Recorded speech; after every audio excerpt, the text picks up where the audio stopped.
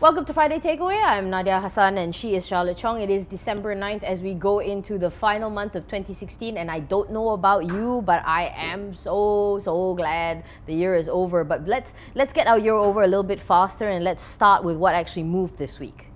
So actually, it was a very quiet week. People kept despairing over the ringgit, but there was no like big economic kind Not really of big movement. news, but we do have a slew of corporate earnings coming out. Yeah, well, as everybody sort of like rats up before the end of the year. But let's go like overseas first.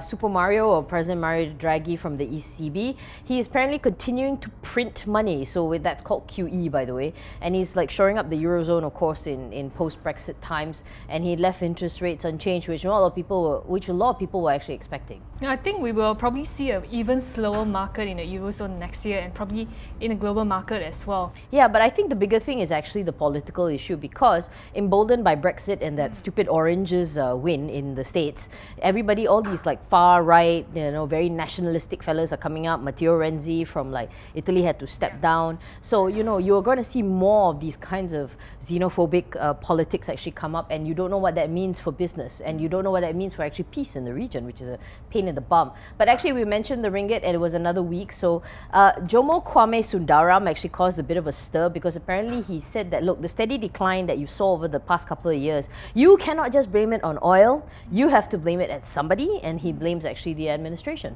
Like talking about oil, last week I spoke to Max during Friday Takeaway on Friday. We saw the news. Russia and also OPEC, they agreed to cut oil prices. And we actually expected that ringgit would actually go up, but ringgit didn't really go up that much.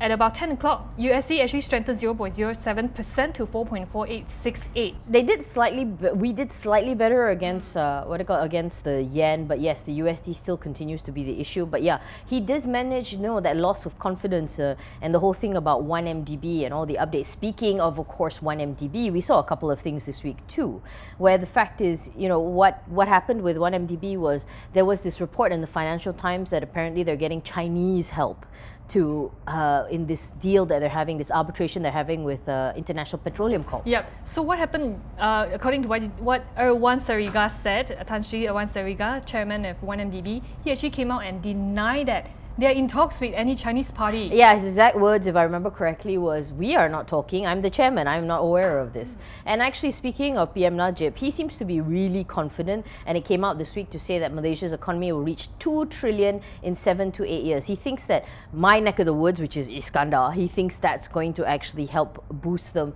and he seems to be really confident. But Tokpa had another thing, right? Yeah, so Mustafa Mohamad, Tokpa, MITI Minister, he said that discussion on RCEP, which is something they want to substitute with TPP, will be substantially completed by end 2017. Now we know that Trump actually came out, President-elect Trump came out and said that... You mean the orange? Yeah. So he The said that stupid he hair? will actually take out TPP on the first day of his presidency. Yeah, okay, but as much as I believe that, I also think the man is completely cuckoo. And no, but the thing is, he doesn't, and I've said this so many times, you don't know what policy he is. Maybe that day he thinks he doesn't want TPP. 4 months on the road, he thinks, I think TPP is a great idea. So, and that's going to be the hallmark of his presidency. Inconsistent policies across the board. Stuff that he wakes up one day and thinks he's going to be great. So, I don't know. But in the meantime, this RCEP, which is China-led, by the way, is going to sort of like take its place. So it includes all the ASEAN members. Like what TPP was about, only 4 to 5 ASEAN members. So I think this is more comprehensive. Yes, but you also have to remember who else was in it. The states, the big trading partners.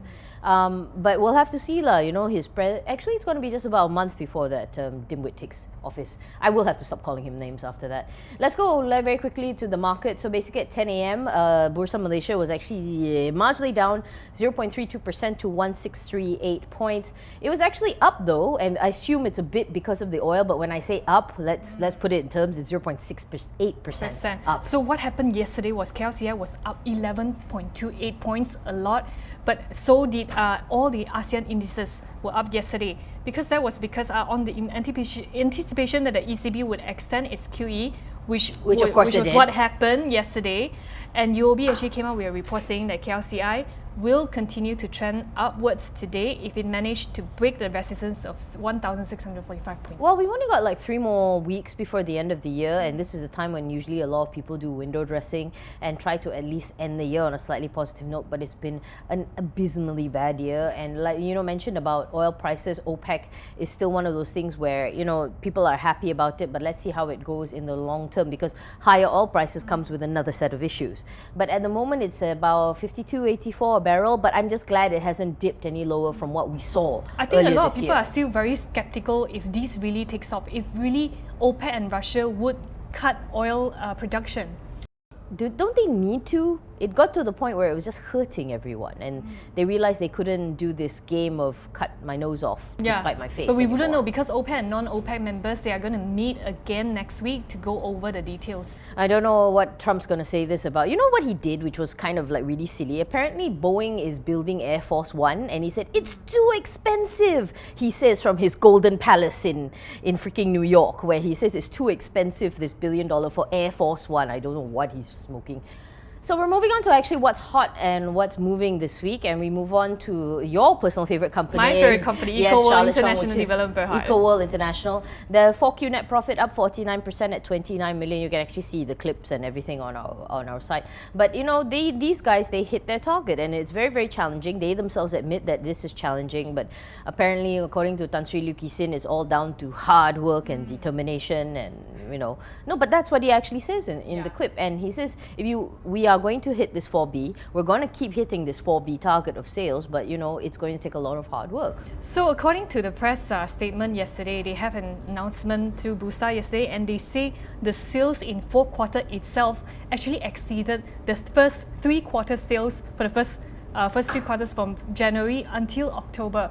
So it's pretty amazing how much sales take up we saw in the fourth quarter. Yeah, exactly. So I think that has a lot to do with their brand as well, because even even for all the misgivings, give it to them. They have a very, very strong brand presence. They are very much trying to go out there. The price today, actually 1 week ago, was 139. Today at 10 a.m. it was 139. It didn't really change. Even with the very, very good earnings, maybe people feel it's towards the end of the year. They want to look at other stuff. UOB Kay Hian has a hold on them. Their target price is 143, which at the current price, this gives a little bit of upside. So obviously they're just a wait and see stock until all the other stuff takes off. So actually it says that the risks include earnings within expectation. Key risks include a rising interest rates, slowdown in global property markets, and tighter lending policies by banks. Okay, and then the other thing we looked at this week, and I really wanted to talk about this, was actually Pokong Holdings Berhad.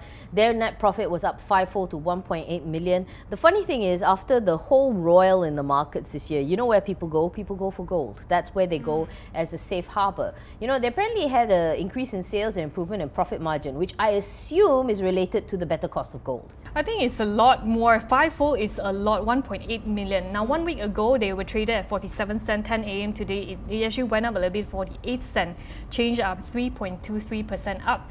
Revenue climbed 7.6% to 185.5 million from 172.3 million.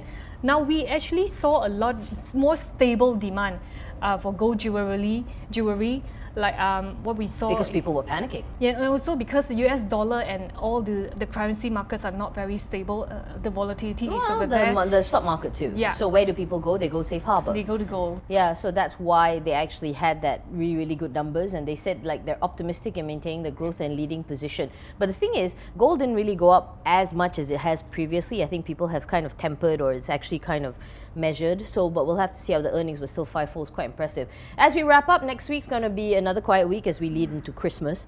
So basically, OPEC, non-OPEC producers will meet again this weekend in Austria's capital, and we'll have to see how the outcome, and everybody else is probably very, very slowly going on holiday, but let's hope nothing too big drops. That's all from us this week. If you want more on all the news that we've actually done, go to theedgemarkets.com. Of course, the Financial Daily is out today, and a brand new copy of the weekly is going to be out tomorrow. Have a good trading week ahead, guys. Remember that it is a short week, so basically just either go on holiday or stay in the market.